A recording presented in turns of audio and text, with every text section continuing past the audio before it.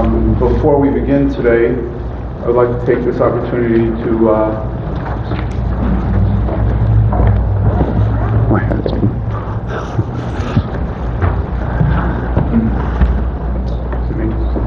I'd like to thank a number of people who helped put all this together, which takes a lot of work. I'd like to thank Myron Eskowitz, Major Fain, Aaron Gross, Shua Richards, Kendra Fuchs, and Jeffrey Silverman for all their help in putting everything together. Of course, I'd like to thank also the speakers, Rabbi Goldberg, Rabbi Braden, and Rabbi Stuhlberger for their participation. It's very interesting at last week's Parsha, in Parshas Devarim, Moshe Rabbeinu rebukes Klal Yisrael for doing certain Averos, and if you look at those Averos, they're not in chronological order. So Rav Reuven Feinstein gives a very interesting answer. He says it's not based upon the chronology, but it's based upon the type of Avera. And certain Averos that Moshe Rabbeinu rebukes Klal Yisrael for is for being fi'ei tov, being not grateful, being ingrates. And Reuven points out that that's an extremely detrimental midah, that a person is an ingrate, whether it's another person or obviously to Hashem. I think it's very appropriate that on this day, on Tisha B'Av, when we talk about Avas Yisrael, that we have a number of people who are demonstrating just the opposite. In other words, Rabbi Goldberg's shir today is being sponsored by the Richards family, Lisa's parents, whose yahrzeit was last week, also by the Schenker family and the Kirschberg family. And the Tzad HaShaveh, besides the fact that those people daven in Anshe Emes, but besides that, the other common denominator is always our parents who have entrusted their children with Rabbi Goldberg and are very happy repeat customers. And so that is the opposite. They are sponsoring the shir today as Hakaras Hatov, thanking Rabbi Goldberg for his tremendous work, not only with their children, but every child.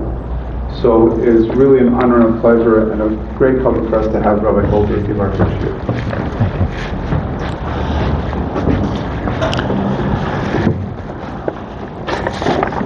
Thank you, Rabbi Summers. And in the case of the Richards, it's entrusting also grandchildren.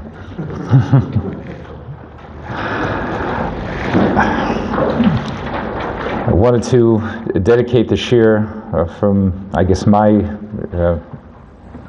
contribution to, I have a cousin on the East Coast. It has the same name as me, same English name, Stephen Goldberg. His wife, unfortunately, was nifteris yesterday, and her kavur is happening actually right now, at 2 o'clock on the East Coast. So I'd like to dedicate the shir to Tova Toiba Bas Heschel. It should be Ilu Nishmasa. I was grateful to have been here this morning to hear the elucidation of the kinos by Rabbi Summers and Rabbi Harris. Something came to mind as they were speaking when Reb Chaim Kanievsky, Zecher Tzarech Levracha, was nifter. I happened to speak a few days later to Reb Noah Horlowick, a friend and teacher, and he quoted something that one of our Rebbeim, Rabbi Kinnerick, Zecher Tzarech Levracha, has said concerning Reb Baron Kotler. And Rabbi Kinnerick had said that when Reb Baron Kotler was nifter in 1952, it wasn't just the petira of Reb Baron Kotler, it was also the petira of Reb Chaim Ozer Grzinski. Because as long as Reb Aaron was alive, so there was someone who could tell you what Reb Chaim Ozer would have said. But when Aaron was nifter, so then that was the end also of Reb Chaim Ozer.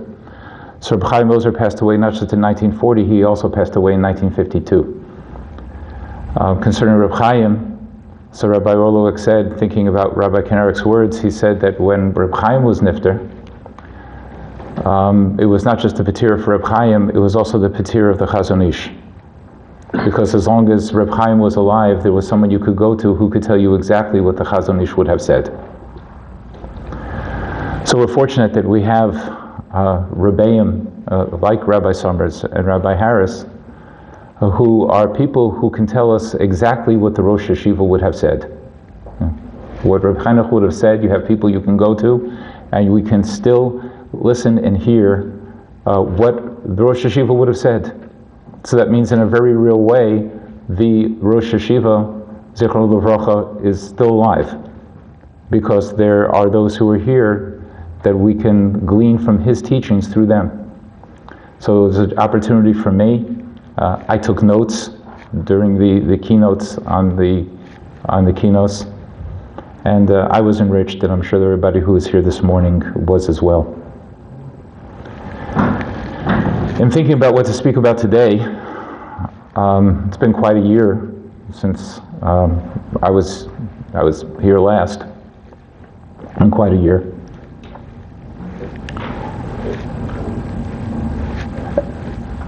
On October 7th, we have our Simchas Torah, our Shmini Atzeres. There's a little minyan that I daven at Yom Tov. It was a COVID minyan. Actually, it's a minyan that was getting together on Friday nights for before I came to my neighborhood. And then during COVID, there became a regular minyan, and there was actually someone down the block who also started a minyan on Yom Tov. And we have a small minyan that gets together for the Yomim Tovim. It's a couple of families that get together and daven. When we heard through various people who had connection to the news, what was happening on October 7th. So there were people who were part of our little minyan who asked me, do I have any thoughts on the matter? So I'm not really a person to, for myself, have any thoughts, but I have a thought that was given to me by Rabbi Orlowik, who heard it from his Rebbe, Reb Simcha Wasserman, Zecher Tzaddik Livrocha, who Rabbi Summers mentioned also in his elucidations. That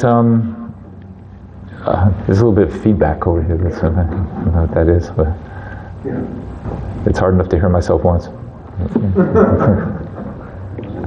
Okay.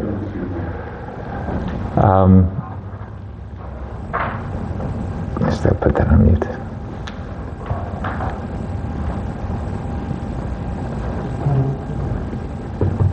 Okay, thank you. So I had heard from Rabbi Orlik that Reb Simcha had said, he asked an interesting question.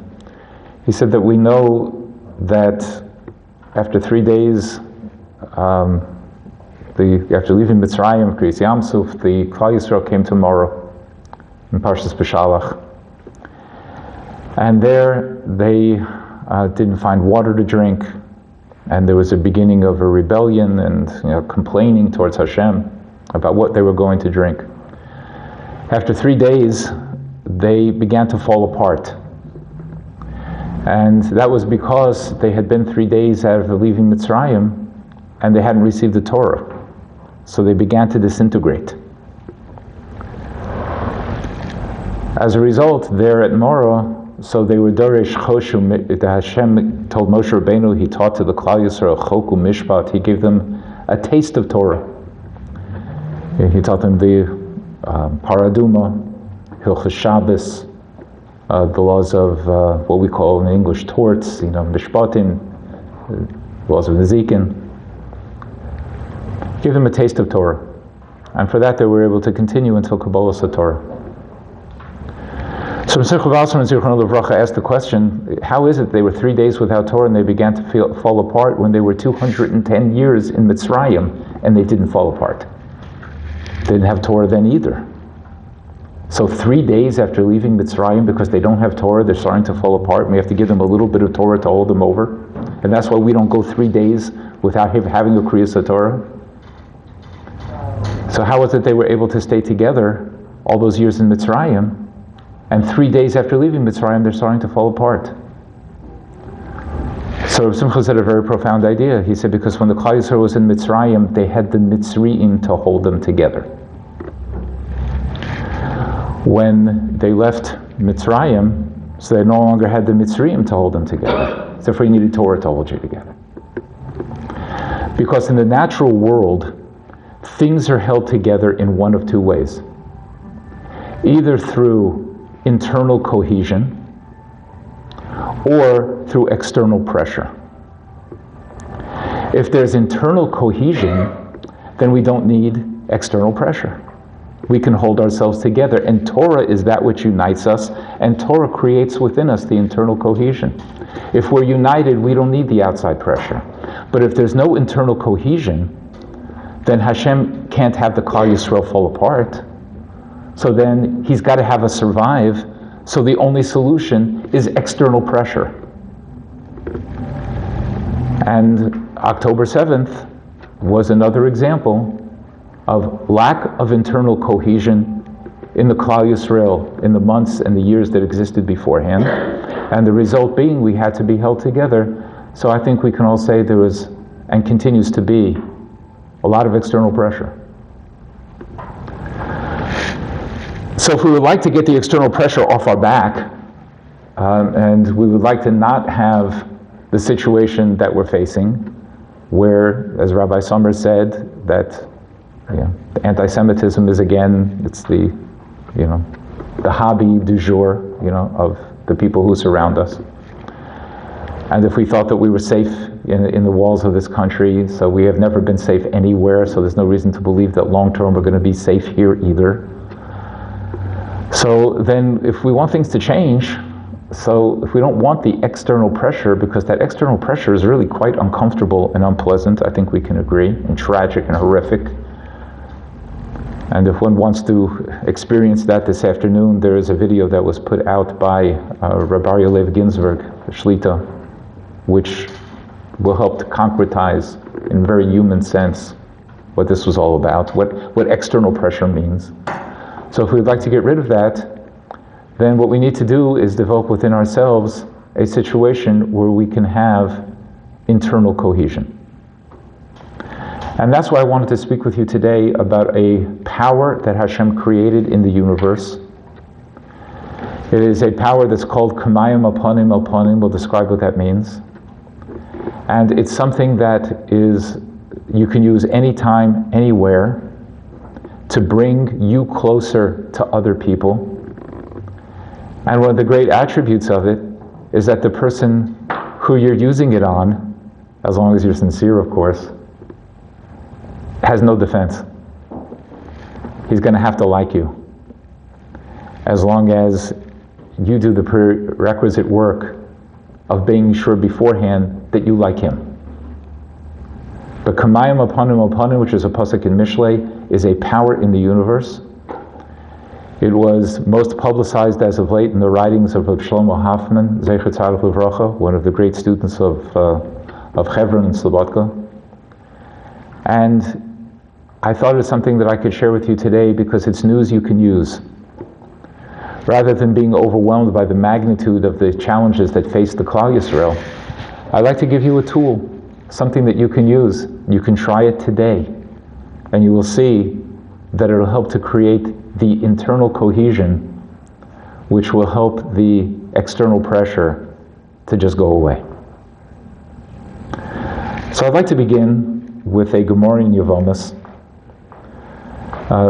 I hope that nobody takes this Gemara in Yevamos personally. There are many exceptions, to this Gemara, but the Gemara is just speaking about a certain tendency that might exist in certain families. And the Gemara says, Bishlama, we can understand that chamosa sanya lo lakala. We can understand why it is sometimes that mother-in-laws don't get along well with their daughters-in-law. Okay? Again, nothing personal. Okay? Many exceptions. We can understand why a mother-in-law might have a little bit of a difficult feeling towards her daughter-in-law. The Gemara says, why? De amro, because the mother-in-law says, ka'achla li-girsani, which means that, you know how many years I suffered with this boy? Do you know how much effort I put into him? You know how much aggravation he gave me? And you know how I stood by his side and I raised him in the tears and the effort, and not to mention the tuitions and the expenses and everything that I put into this boy. And now you, his wife, just waltzes in and takes him away, and I don't even get a phone call anymore. for example. So the Gemara says we can understand why sometimes a mother-in-law might have such not great feelings about her daughter-in-law. Elakawa, but the daughter-in-law, my time asanya lechamosa. Why is it that we see that sometimes daughter-in-laws don't get along with their mother, don't like their mothers-in-law? Now, the Gemara gives a svara there also for Rebbe Yehuda, has a svara why that is, and that's because sometimes the mothers-in-law will talk to her son, also known as the daughter-in-law's husband, and maybe say, some things about the daughter-in-law to the son-in-law that make her lose favor, in her eyes. So the daughter-in-law sometimes doesn't like her mother-in-law because her mother-in-law is intervening in her marriage. Okay. That's Rabbi Yehuda. V'Rabbanan. And the Rabbanan, according to their reasoning, why is it that daughters-in-law will not like sometimes their mothers-in-law? So the Rabbanan say, we don't need this svara of Rabbi Yehuda that says because the mother-in-law will speak to her son against the daughter-in-law. We have another reason. And that reason is, Kamayim apanim lepanim kein leiv ha'adam la'adam. It's because the way that it is, as Rashi will explain, just as when a person looks into a pond of water, he sees his reflection, so too, that's the way of one person's heart to another person's heart. So in other words, since the mother-in-law doesn't like the daughter-in-law, automatically the daughter-in-law is not going to like the mother-in-law. We don't need the svara of that the mother-in-law is going to speak to the son-in-law against the wife. If the mother-in-law doesn't like the daughter-in-law, it's natural that if somebody doesn't like you, you don't like them back. Okay, so if that's true, how about Rabbi Yehuda? How come he had to come to this other reasoning of that the daughter-in-law feels bad because the mother-in-law speaks to her son, her husband, badly about her? So Rabbi Yehuda says, no, kamayim alpanim alpanim, hahi b'divrei Torah ksiv. That's not talking about people, that's talking, well, we'll see according to Pshat and Rashi, it is certain types of people. It's not just talking about those family relationships, it's talking about divrei Torah. Kamayim alpanim alpanim also exists in another relationship. That's the relationship that a person has with the Torah that he learns. So let's take a look at Rashi, who's going to explain us what kamayim alpanim alpanim means, and also what it means that you can have a kamayim alpanim alpanim in your relationship to Torah. So Rashi says, v'Rabbanan kamayim alpanim alpanim. So Rashi says, krok siv. This is a pasuk. The pasuk says kamayim alpanim alpanim, which means kamayim halal, just like these waters. Sha'adam tzofa behem, a person gazes into the waters. V'roa behem panim kapanav. And when you look into a pond, into a pool of water, you see a face that's like your face. Imhu sochek, if he's smiling, hem sochkos, then the face in the pond is going to smile back at you. V'imhu okem, but if you're frowning, hem akumos, then it's going to frown back at you. What you show into the water gets reflected back. Kain leiv ha'adam la'adam. That's the way it is with one person's heart to another person's heart. Leiv adam ha'acher. Imhu ohev ezeh, if you love this person, gamhu ohavai, he's going to love you too. V'imhu sonei ezeh, but if you don't like him, gamhu sono, then he's going to hate you back. So therefore, that's what it means. Rashi says, kamayim alpanim alpanim. If the mother-in-law doesn't like the daughter-in-law, automatically the daughter-in-law is going to not like the mother-in-law back. So you don't need any outside svaras. That's according to Rabbi Yehuda. That's according to the Rabbanim. According to Rabbi Yehuda, haba divrei Torah ksiv. No. Kamayim alpanim alpanim was not said in terms of human relationships, it was said in terms of Torah. Listen to this. Rashi says, "Lefi panim v'leiv sha'ata nosein l'Torah." According to the attitude and the good feeling and the love that you bring to your learning, libcha omed l'cho lahamid girsa. That's going to help you to understand what you're learning. Im yagata bo timsa v'im lo yagata lo timsa. If you love it and you want to understand it and you work hard to try to comprehend it, so then you know what? You're going to understand your learning. It depends on what you bring to it. If you bring a sense of love and care and concern and desire to your Torah learning, the Torah learning is going to reflect it back to you, and it's going to show you what it means. You talk to it, you bring good feeling to it, it's going to talk back to you, and you'll be able to understand. That's one pshat. Rashi has a second pshat. What does it mean? Kamayim Apanim is said by Divrei Torah. This is something very nogeya to my line of work. Rashi says, Lishna Achrina, another understanding of Divrei Torah, Im Rabo Masbir Lo Ponim. If the Rebbe smiles at the student, Hu Machkim, then the student will become wise, he'll understand. V'im lav eno machkim mirabbai.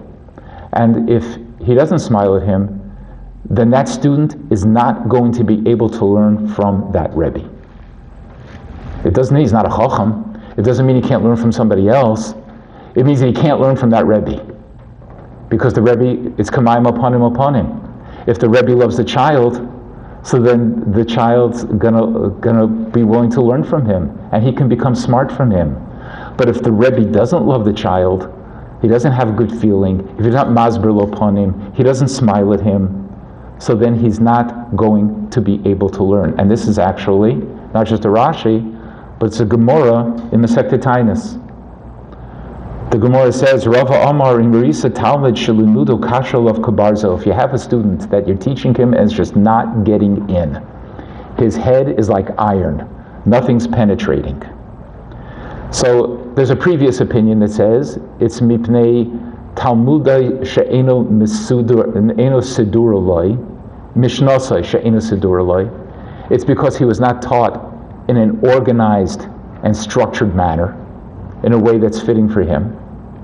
That's reason number one. And reason number two, the reason of Rava, which is Bishvil Rabo she'eno masbir lo panim. If you see a kid's not learning, you know why it is? Because his Rebbe doesn't love him. Shenemar v'hu lo panim kilkal. Because if there's no panim, if there's no face, there's a drush on the pasuk, if there's no face, a face of favor, then kilkal, then it's going to come destruction. So what do you do? Matakante. What do you do for such a kid whose Rebbe doesn't like him? Or the kid feels that the Rebbe doesn't like him? So Yarba Lav Reim. You have to get friends for the kid who will speak to the Rebbe. Rashi says Yarba Lav Reim Lefayes Himenu. To try to appease the Rebbe. Sheyazber Lo Panim. Like the kid. Okay, it's true, he's a little bit obnoxious, and he's chutzpahdik, and he's messy, and his lunch, his mother always sends him crumb cake, and then as soon as he opens his lunch box, it's all over the place. And I know that you're Sovil from him, and it's a lot of, but he's really a nice kid. He's a sweet kid. He's got virtues. There's good things about him. Find somebody to speak to the Rebbe so that the Rebbe will view the child in a better light, because Rashi says if the Rebbe doesn't like the kid cannot learn from that Rebbe. Can't learn. This is Rashi. So when parents are picking a school, they have all kinds of things they want in picking a school. What's the building like? What's the curriculum like? Who are his friends going to be? Very important thing, friends. Single most important thing, if you want your child to be able to learn, be sure that you put them in a school where the teachers in the school like kids. Be sure they like kids. And be sure that not only that they like kids, but they like all the kids, including that one. Or maybe even more so, especially that one. Because that one is probably the one who needs more love than everybody else. So that's kamayim upon him. Ad kedei kach, to the extent that Rashi says, habedivrei Torah kasiv. Number one, you've got to love Torah. If you love Torah, then Torah will love you back and it will help you to understand it. And number two, if you want your kids to learn, then you have to be sure that they have a teacher who loves the kid, because if the child feels that the teacher loves him, so then the kid will be open-hearted and he will be willing to learn and he can become wise from that Rebbe. If not, he's not going to be able to.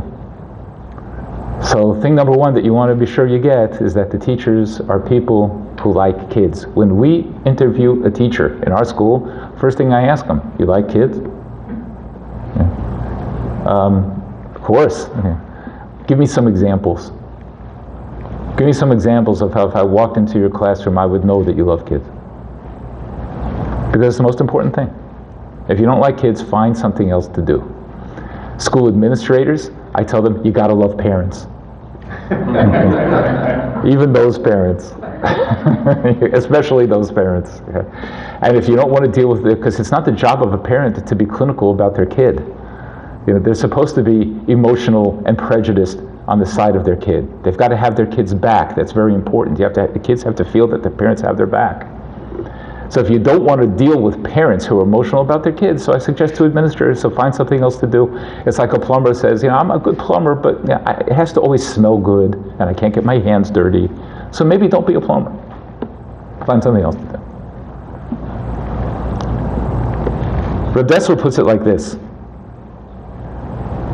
He says, Yolodim yesh lehem chayshanim. Children have a chush. They have a sense.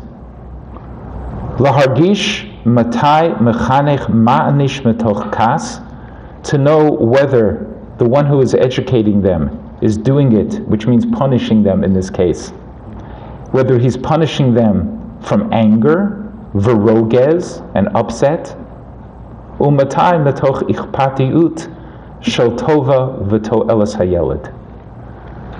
Kids can sense, okay, I'm getting punished. Is my Rebbe punishing me because I deserve it and I really need to be straightened out? Or is he just upset and angry? And if the punishment is coming out of anger, it does not work. Reb Dessler mentions this because he says people think that the Avelis that we have on Tisha B'Av, or the tsaros of the Klal Yisrael that we relive and re-experience on this day, we think that Hashem did those things to take revenge against us. So Reb Dessler says, everyone who's in chinuch knows you can't punish a kid out of anger. He's got to feel that you have his best interest in mind. So if that's true of an earthly Rebbe, so kal v'chomer, it's true of Hashem. So we have to know that Hashem is trying to get our attention. He's trying to educate us. He's trying to help us so that he doesn't have to use external pressure. He wants us to have internal cohesion. He's trying to get our attention. It's not because he's trying to have something in for us. It's not because he's trying to take revenge. It's not like the Meraglim said, Besinas Hashem osanu hotzianu me'eretz Mitzrayim. Hashem took us out of Mitzrayim because he hates us. He gave us Taryag mitzvahs, so we have 613 problems, 613 things I have to deal with now. Hashem gives us the good of mitzvahs, and he sometimes gives us tochacha because he loves us and he wants us to stop making mistakes. Hashem doesn't like it when there's not internal cohesion amongst Jews. He doesn't like that. It's not healthy for us. So he's going to try to make us realize, if you're going to behave that way towards each other with that type of hatred, I'm going to make it so that you forget about the hatred, at least for a while. There was some really good actos post October 7th for like a couple months. It was amazing. Now it's been close to a year. It's been 9 months, and see what's happening, in Eretz Yisrael in particular. I'm not pointing fingers. But what happened? We were united over there for a while. Hashem doesn't like it when we're not united. That's why he brings the external pressure, which is very uncomfortable. You know what else Hashem doesn't like? He doesn't like it when we think kochi ve'otzem yodi aso li yisachayel hazeh. He doesn't like it when we think it's our strength and the power of our hands which make us successful. So he doesn't like it when we say we've got a $3 billion high-tech wall, and that's going to protect us from anybody from Gaza who wants to do anything to harm us.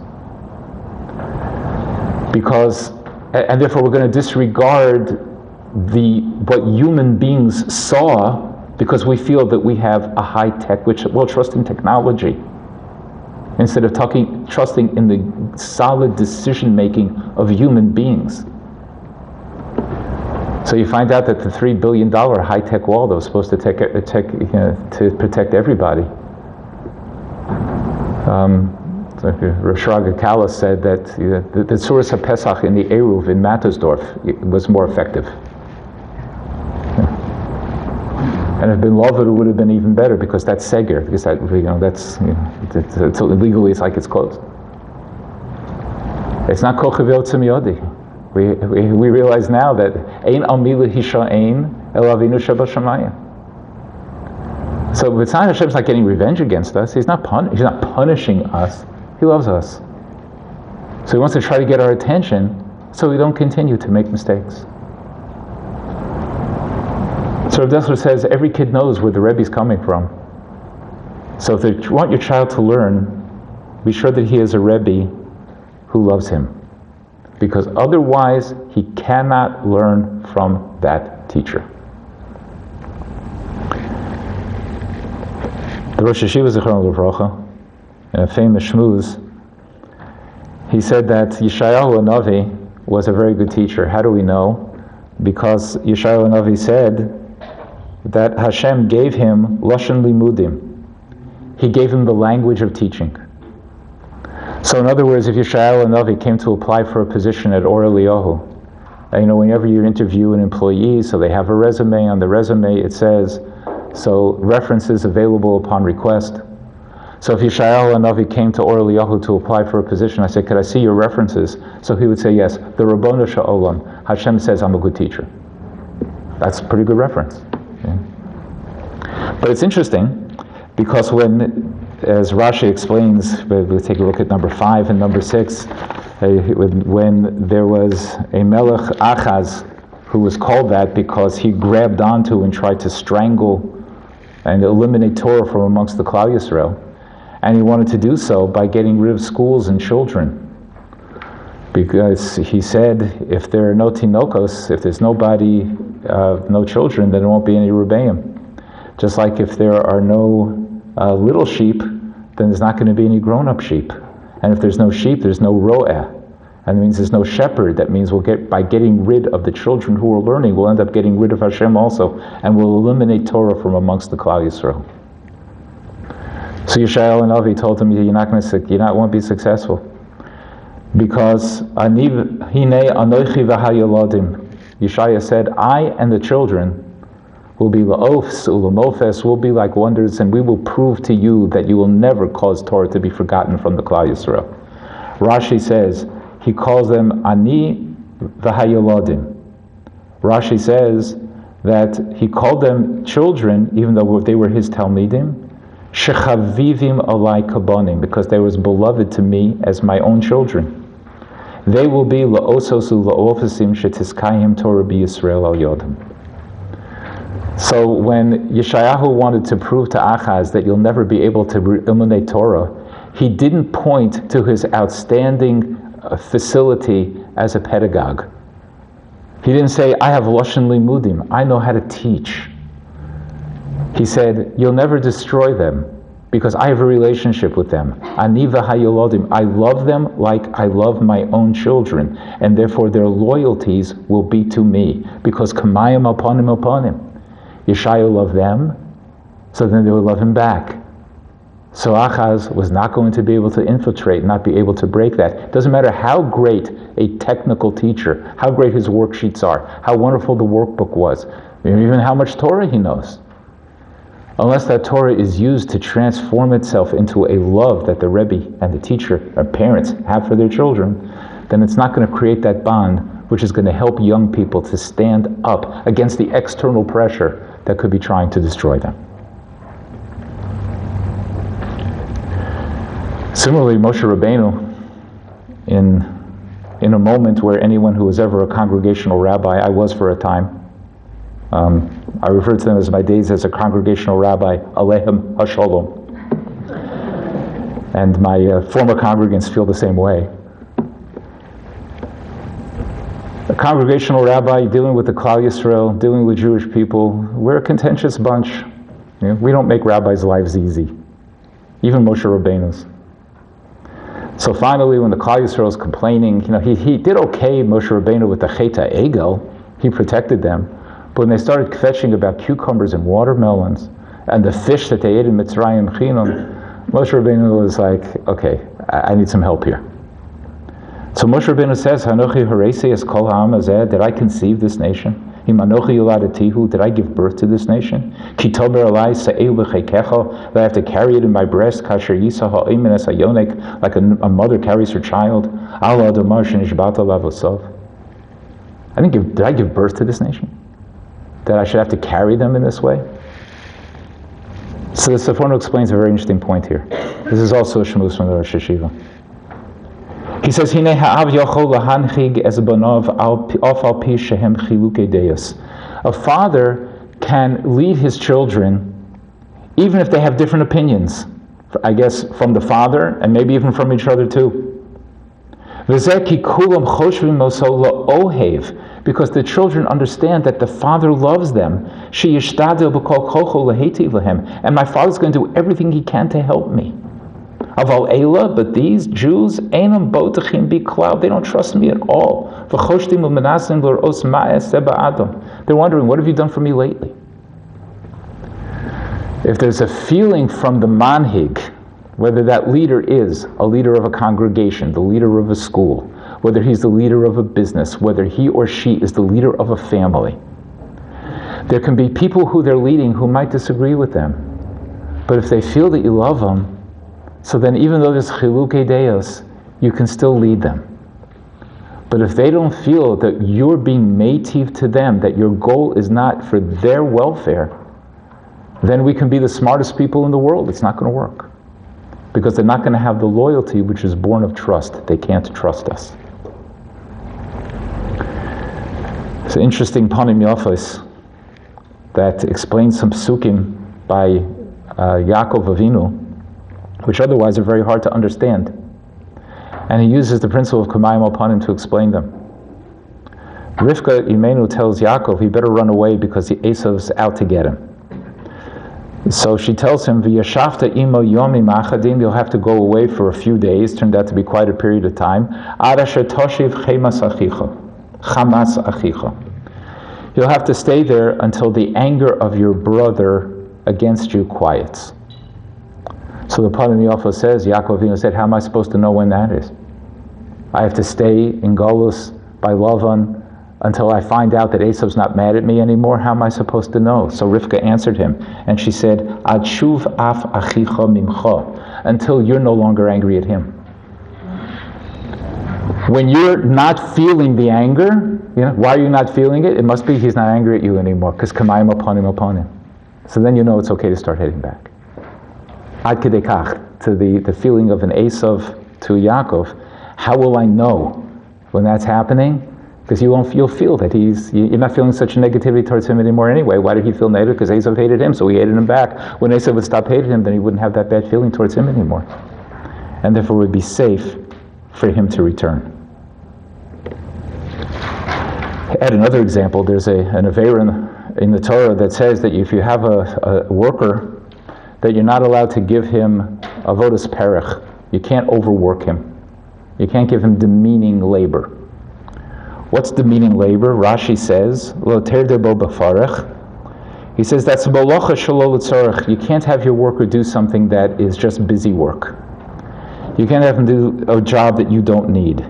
And you're only doing it kedei la'anoso. You're only doing it to afflict him. For example, al taimar lo, don't tell your worker, hachem li es hakos hazeh. Warm up this cup of coffee for me, v'hu eino tzorech, and you have no intention of drinking it.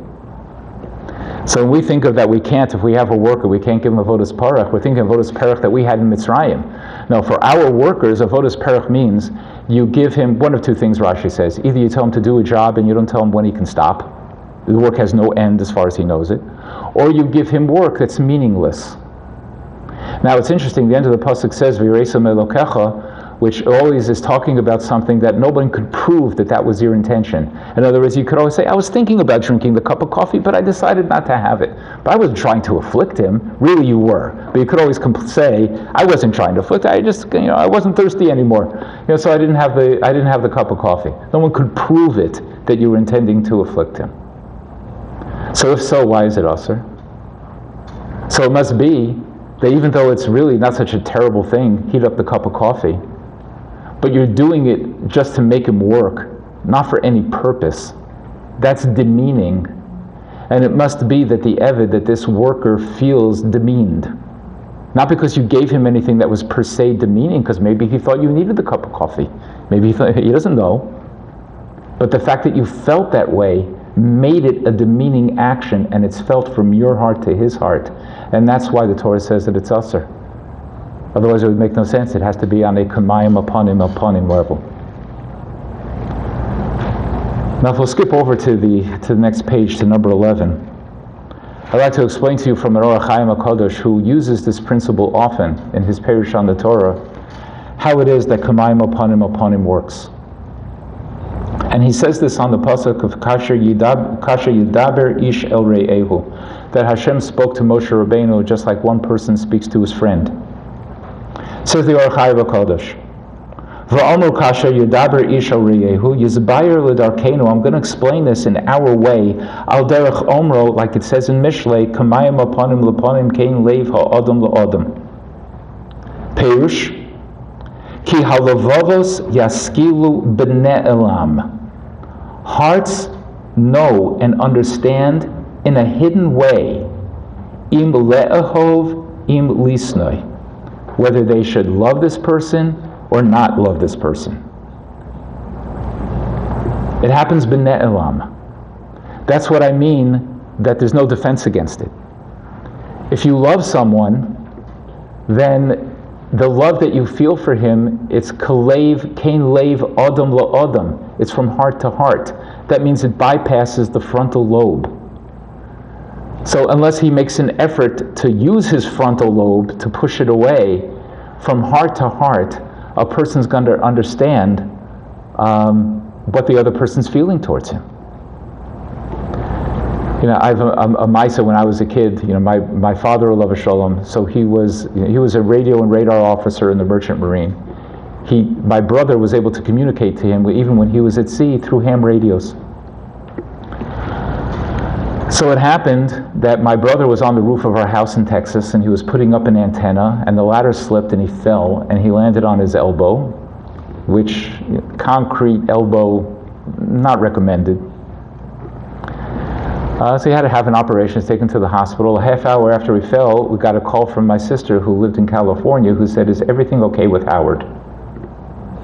There were no cell phones back in these dinosaurific, times. How did she know? Because Kamayim Apanim is B'nei Elam. Rav Dessler writes about it in several places, and he says it's like telepathy. He goes, a person can sense to what person he's close to, he can sense what's happening. Rav Dessler said earlier that children have that very good. This side of the room, wives have it very good. They have a big sense of that. Men, yesh v'yesh. But women and children, yes, you know.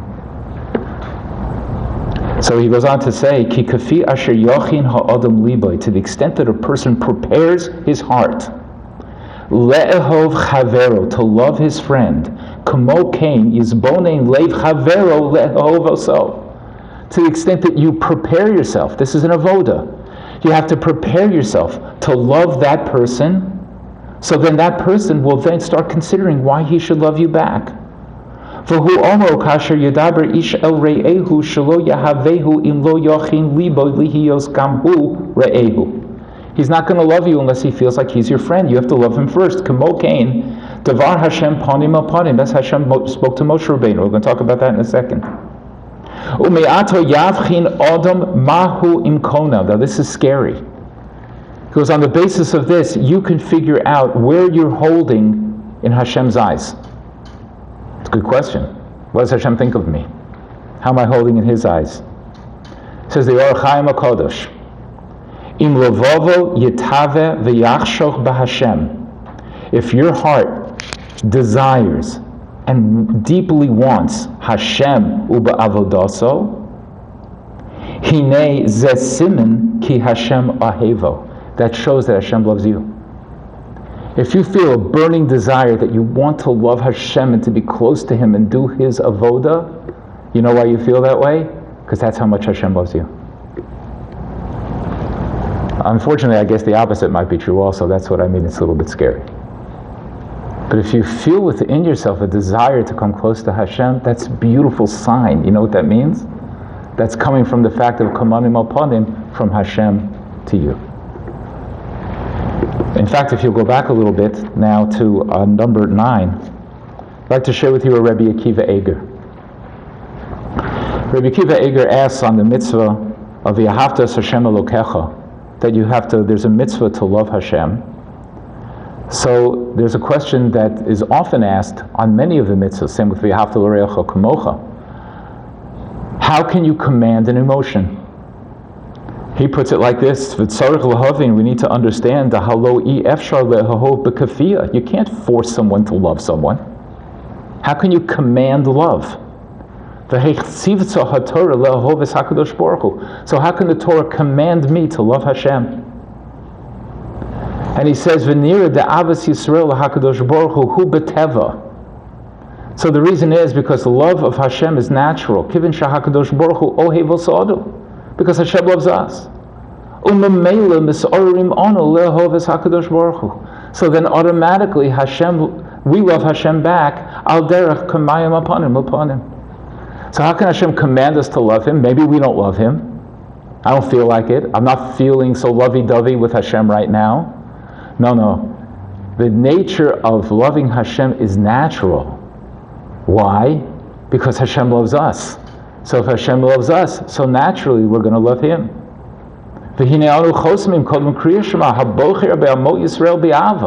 That Hashem chose us with love. So then naturally we're going to love Him back. So the commandment of Avas Hashem is to not let things get in the way of the natural love that we have towards HaKadosh Baruch Hu.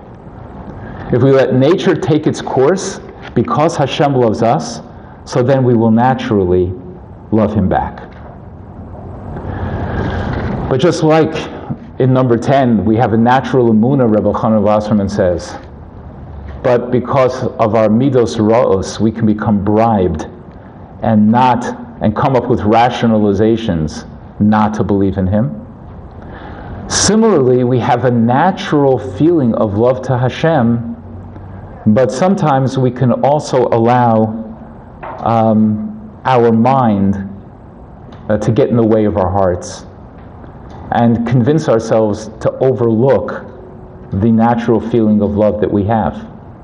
An example is that the Gemara, the Chumash says that when Yosef first met up with his brothers, the pasuk says, "Vayakir Yosef es echav." Yosef recognized his brothers, "Vehem lo hikirehu," but they did not recognize him. Now, according to our principle of kamayim upon him, if Yosef recognized them, what should have happened? They should have recognized him. So Rashi says, well, he was young, so they had beards. They had because they were older. He was young, he didn't have a beard, so now that he had a beard, they didn't recognize him. The Or Chaim has a different take. First of all, he says in Kamayim upon him, Ki halavavos yagidu sodos ne'elamim, hearts can tell hidden secrets. Ka'amram kamayim upon him. And we know how it is that if you can't think of somebody's name, or you're trying to think of something, you can't remember what it's called, and the other person you're with can't remember it either, and then as soon as you remember what it is, they remember it also. Because it ignites one in the other. So Or Chaim HaKodesh says if Yosef recognized them, they should have recognized him. Why didn't they recognize him? So he says in the last two lines, Vatam Litzad Ra'oso Barom Hama'alos, when they saw second to the king, the most powerful person in Mitzrayim, Hichlitu, they decided, Habechina hirchiku milibam lakshov devar zeh. Can't be. Because Yosef recognized them. They started saying, kind of looks like Yosef. Yeah? Okay, there's the beard thing, but look at the eyes. Yeah? And how about his forehead? Kind of looks like Yosef. Mishnah Le'ach Melchem Mitzrayim. It couldn't be. It's impossible. So here, chiku is there. They had the natural feeling from Kamayim upon him. But what was the effect? They let their mind get involved and not their heart, and they just said, nah, there's no way it could be. Which caused a lot of difficulty for a while for Yosef and for them.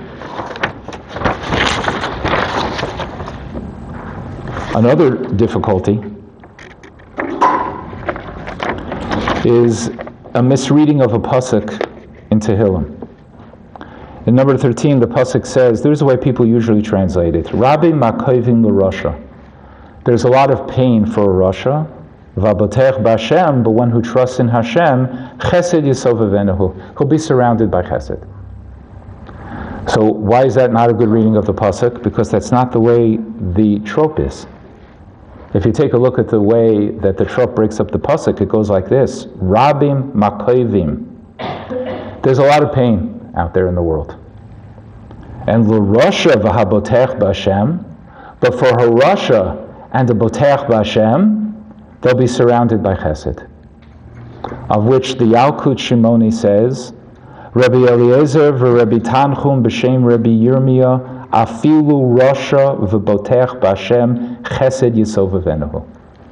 Even a rasha who trusts in Hashem, he'll be surrounded by chesed. Remember Rabbi Akiva Eger? He said that Hashem loves us, so naturally we should love him back. So why wouldn't we love him back? Because we'll say, Hashem, of course, he would love to love most people, but a rasha like me, a lowlife like me, if he knew what I really do and who I really am, wait a minute, he does know what I really do and who I really am. So he for sure is not going to love me. So that gets in the way. The heart-to-heart of Hashem to us says, I love you even though you're not perfect. It's a beautiful Yalkut. Afilu rasha u'botech b'Hashem chesed yisovevenahu.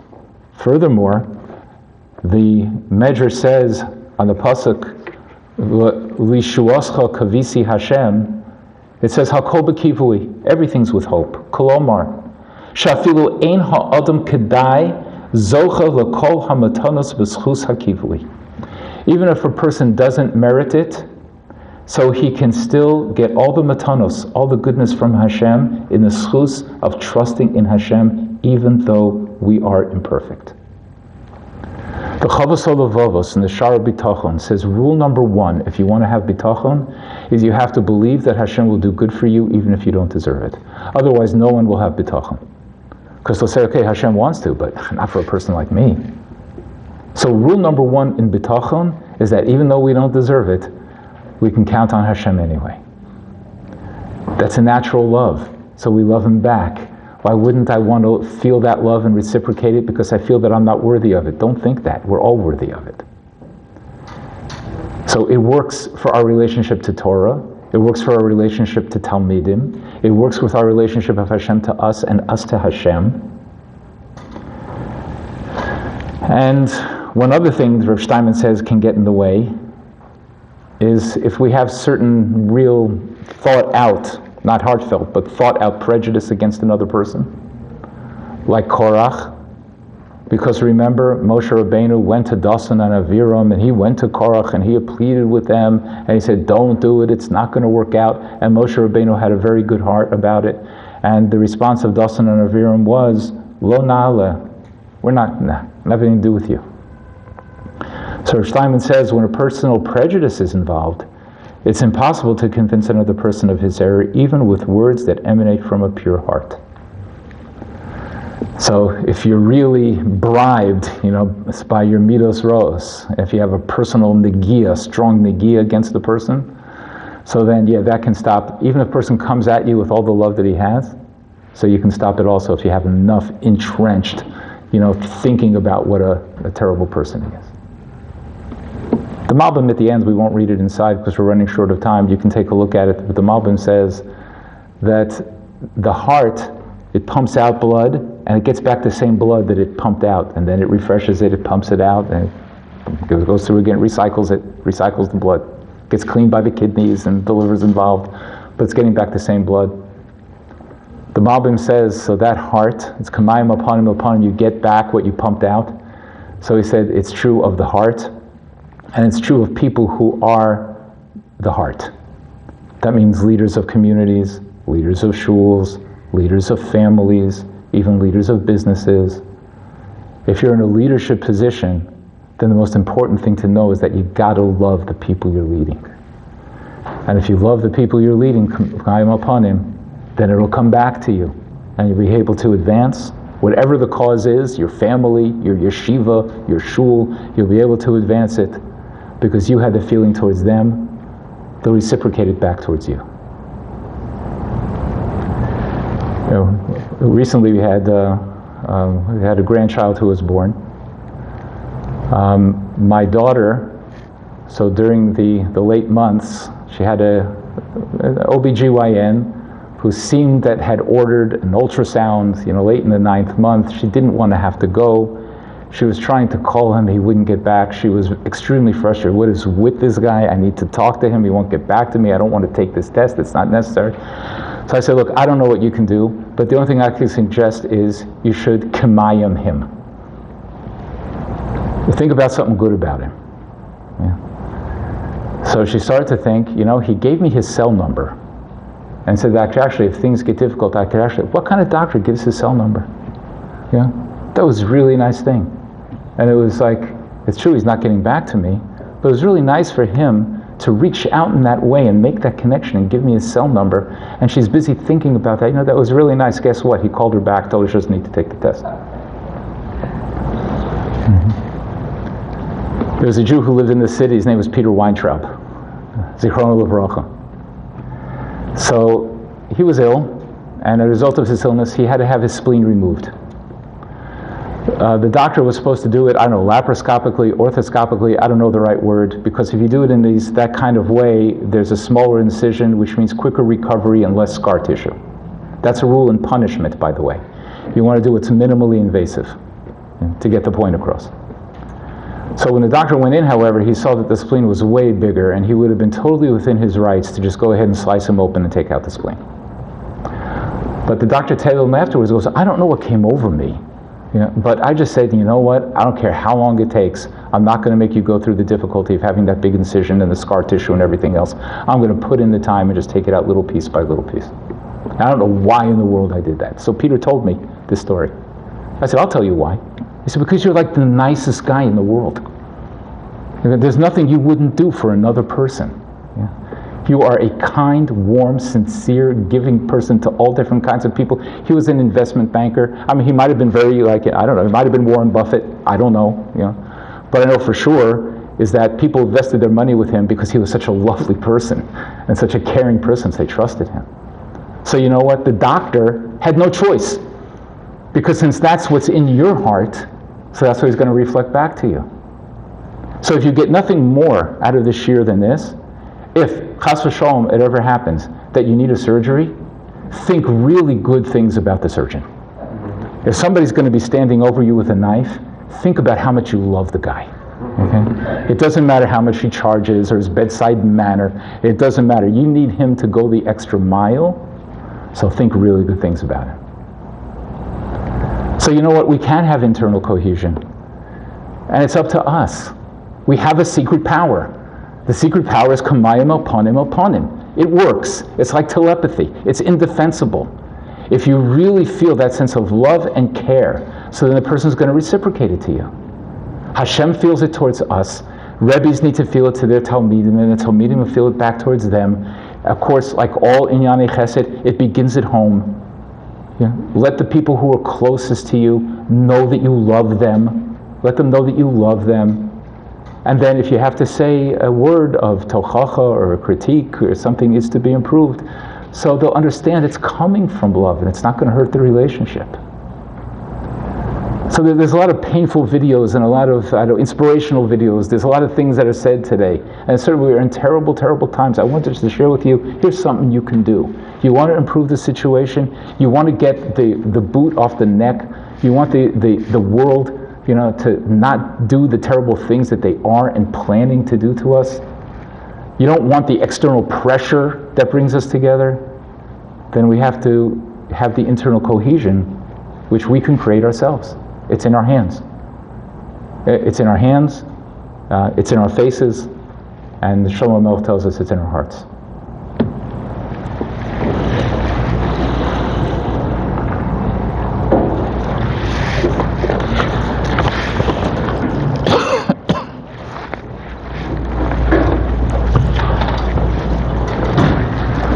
How are you? Beautiful. I was very worried. I didn't see you. I spoke for 10 minutes and he spoke. No, I saw you come in, but you were here at the very beginning. No, I'm below a dog. I'm not I was worried. I'm just happy to see you. I was afraid you weren't going to come. I was so mad. But